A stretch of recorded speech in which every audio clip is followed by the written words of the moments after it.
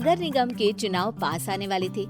पूरे कानपुर शहर में टिकट को लेकर मारामारी शुरू थी, लेकिन सबसे ज्यादा चर्चा में वार्ड नंबर 40 की सीट थी।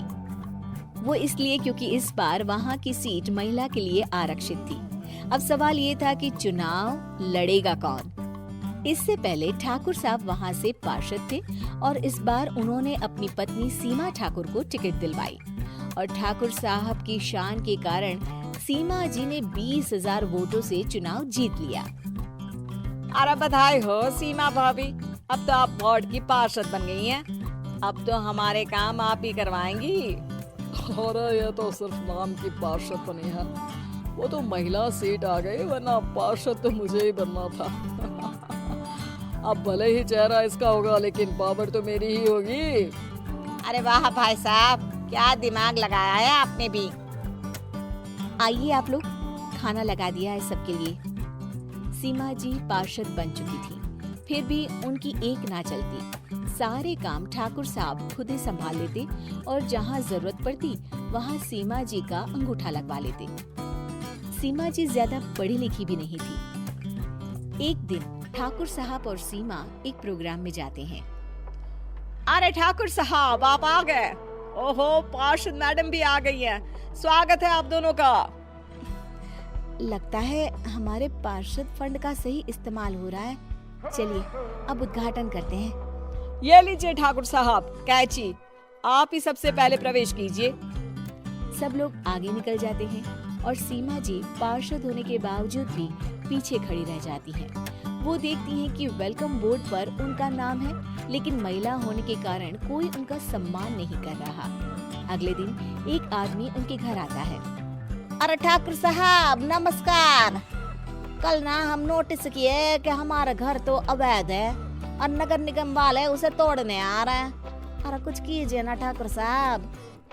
देखो भाई, मैं तो ज्यादा कुछ कर नहीं सकता, पर अगर तुम सबकी जेब गर्म कर दो तो कुछ हो सकता है। कुल मिलाकर 4 लाख लगेंगे। अरे 4 लाख ठाकुर साहब। अरे भाई, मैं अपने लिए नहीं मांग रहा हूँ। दरोगा है, इंजीनियर बाबू है, बड़े साहब है, सबको देना पड़ता है ना थोड़ा थोड़ा। बोलो है मंजूर? तभी वहाँ अचानक सीमा जी आ जाती हैं। अरे ये आप क्या कर रहे हैं? पहले इन्हीं लोगों से तो आपने वोट मांगे, अब इनसे ही पैसे ले रहे हो।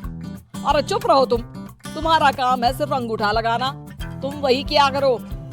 मुझे दूसरे काम तुम मत सिखाओ, समझी? और तुम ना जाओ, अब पैसे लेकर आओ, वरना जेसीबी किसी भी वक्त आती होगी। सब कुछ ऐसे ही चलते रहता है। एक दिन सीमा जी और ठाकुर साहब को एक लोकल मीटिंग में बुलाया जाता है। वहाँ पर कई और अधिकारी लोग भी मौजूद रहते हैं। अब मैं चाहूँगा कि ठाकुर साहब हमारे बीच 2 शब्द कहें। मेरे प्यारे भाइयों और बहनों, आज मेरा सौभाग्य है कि मैं आप सबकी सेवा दिन रात कर पा रहा हूँ।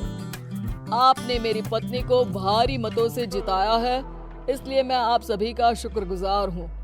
मैं आप सबसे वादा करता हूँ कि हमेशा की तरह हमारे वार्ड में किसी को कोई तकलीफ नहीं आने दूंगा। सभी लोग तालियां बजाने लगते हैं। अब मैं माननीय पार्षद मैडम को स्टेज पे बुलाना चाहूँगा। अपने नाम को बुलाया सुनकर सीमा जी एकदम चौंक जाती है। उन्हें बिल्कुल उम्मीद नहीं थी कि इतनी बड़ी जगह उन्हें मंच पर बुलाया जाएगा। जैसे तैसे वो मंच पर चढ़ती है। ऊपर जाते ही सीमा जी को सारी पुरानी बातें याद आ जाती हैं कि किस तरह उनके पति उन्हें कभी भी आगे बढ़ने नहीं देते और उनके नाम से गलत काम करते हैं। वो बोलने लगती हैं, मैं आपके वार्ड की पार्षद सीमा हूँ। आप में से बहुत कम लोग ही मुझे जानते होंगे, क्योंकि इससे पहले मुझे कभी ऐसा मौका ही नहीं मिला।